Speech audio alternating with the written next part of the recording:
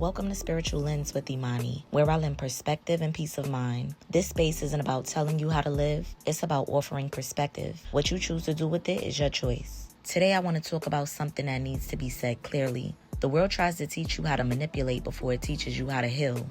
And if you're not careful, you'll start thinking love requires strategy instead of integrity. Being genuine is not a weakness. You'll hear things like, don't be too available, make people fear losing you, pull back so people can chase you. And suddenly, being real feels like a liability. But being kind is not the problem. Being emotionally available is not the problem. The problem is taking relationship advice from people who are still bleeding and unhealed. We live in a culture where everyone is trying to win. No one wants to be the one who cared more. So instead of healing, people build strategies. And social media amplifies that. You scroll for 5 minutes and suddenly you're questioning your own character. You'll start thinking, maybe I was too nice. Maybe I was too available. Maybe if I acted like I didn't care, they would have stayed. That's the trap. Manipulation might get attention, but it doesn't build peace. It doesn't build trust, and it definitely doesn't build something sustainable long term. Real love respects free will. Real love doesn't try to force outcomes. Real love understands that giving someone the autonomy to choose you on their own, without pressure, without games, reveals everything you need to know. If someone mishandled you when you were genuine, that doesn't mean you were wrong. It means that they lacked capacity. You cannot strategize someone into emotional maturity. You cannot game someone into becoming whole. It's just not possible.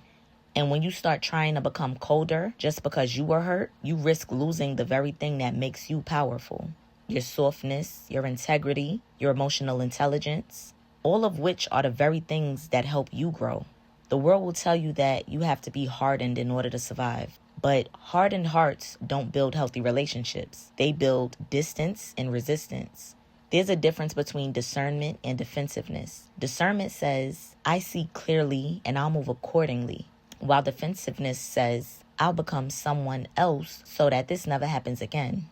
Don't let pain turn you into someone you're not. If you loved well, you didn't lose. If you showed up honestly, you didn't lose. And if you walked away with dignity, you couldn't have possibly lost. You gained clarity, and clarity is protection. You don't need to make someone fear losing you. The right person will fear mishandling you because they value what you bring from the beginning.